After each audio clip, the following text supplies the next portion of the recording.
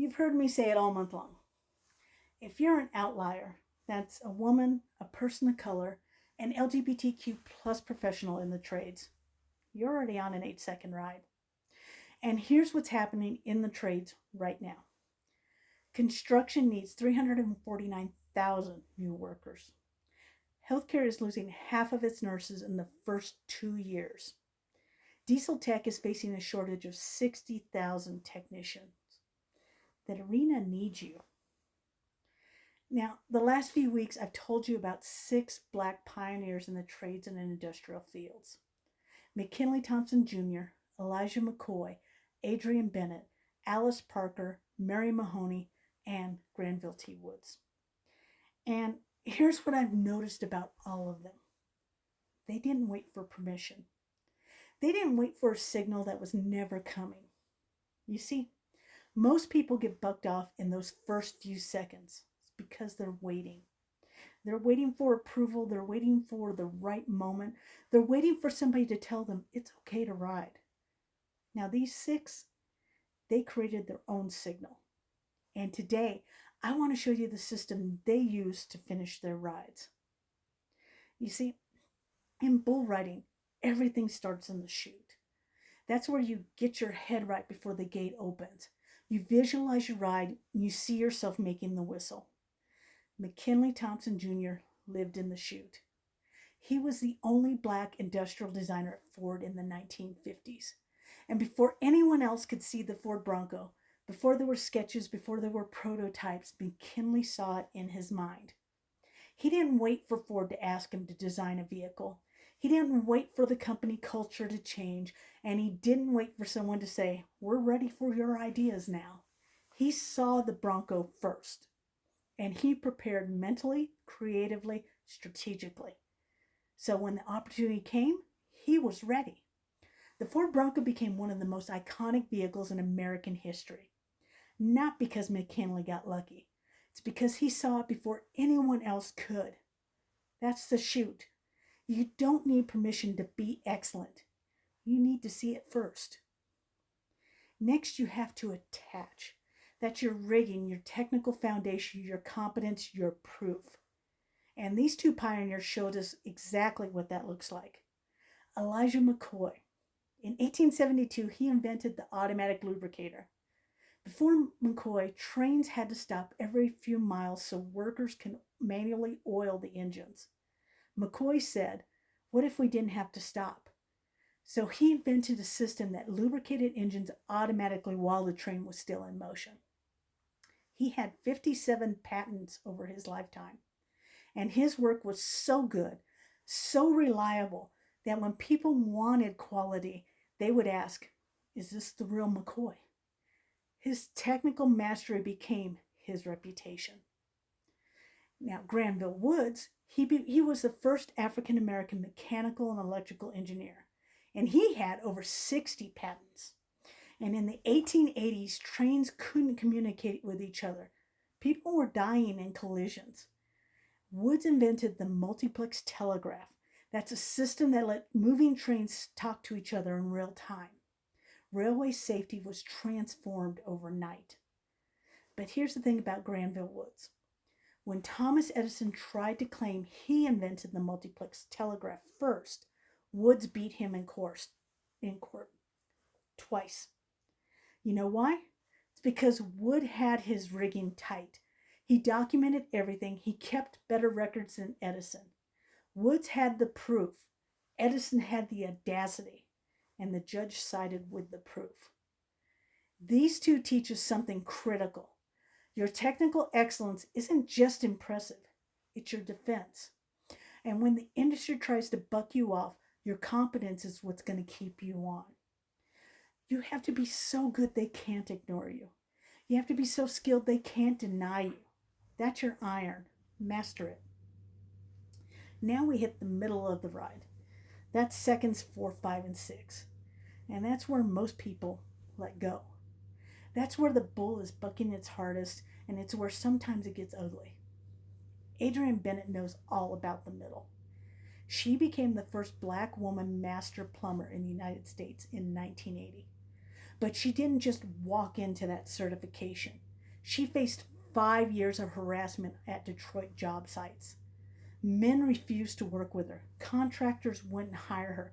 Fellow plumbers would sabotage her work. And she could have easily left and nobody would ever have blamed her. But she didn't leave. She stayed in the middle. She documented every project and mastered every skill. She outlasted everyone who ever doubted her. And in 1980, she became a master plumber. 5 years. That's what it took. And if you think 5 years sounded like a long time, let me tell you about Mary Mahoney. Mary wanted to be a nurse, but they wouldn't let her into nursing school. So you know what she did? She worked at the hospital anyways. She worked as a janitor, a cook, a washerwoman for 15 years. She wasn't waiting passively. She was preparing actively. She watched the nurses work. She learned their techniques. She gathered the tribal knowledge she would need to survive. And when the door finally opened in 1878, when she was 33 years old, she was ready. 42 students entered that nursing program. Only 4 graduated. Mary was one of them. She became the first Black professionally licensed nurse in the United States. Now, Mary's story shows us something really important, because stay is about enduring the middle when it gets ugly. But heart? Heart is something deeper. Mary didn't just survive 15 years. She prepared for 15 years. And then she didn't just finish her ride. In 1908, she co-founded the National Association of Colored Graduate Nurses. She opened the door, and when she held it open for everyone coming after her. The number of Black nurses doubled from 1910 to 1930 because of Mary. Now, here's what Mary teaches us.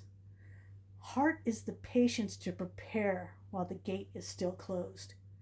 Heart isn't just courage in the moment. Heart is commitment over time. Heart is measured in years, not days. And that brings me to Alice Parker. Alice was a nurse too. She had a certificate from Howard University. But in 1919, she was sitting in her kitchen in New Jersey, and she had an idea. What if we didn't need coal stoves or wood-burning fireplaces to heat our homes? What if we could use natural gas with multiple burners that you can control separately for different rooms? So she designed a whole system. She drew the patent. She filed it in 1919, but her furnace was never built in her lifetime. You see, the technology wasn't ready, and people thought it was too dangerous. Alice Parker died unknown. No one knows when or knows where. But her idea built the foundation for every modern heating system that we use today. Zone-controlled heating, thermostats, central HVAC systems, all built on Alice Parker's 1919 patent. She didn't get the recognition, and she didn't get the wealth. But she built something that outlasted her. That's heart. So, here's what these 6 pioneers teach us. Shoot. See it first. Don't wait for permission. McKinley saw the Bronco before anyone would even see him. Attach.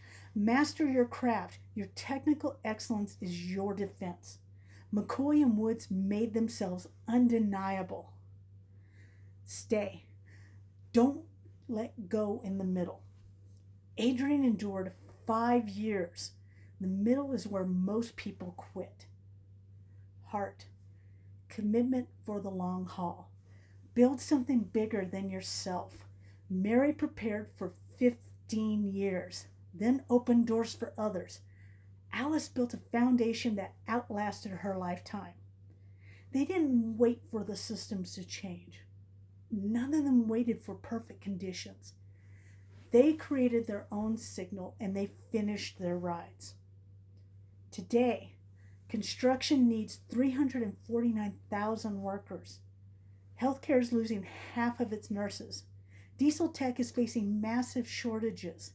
The arena needs you. And here's what I want you to know. You have everything you need. You have the chute. You have the ability to see it. You have the attach, the ability to master your craft. You have the stay. That's the grit to endure the middle. And you have the heart, the commitment to build something bigger than yourself. These 6 pioneers engineered the arena. Now it's your turn to finish the ride. Thank you, everybody. I'm Shar. Stay in the middle.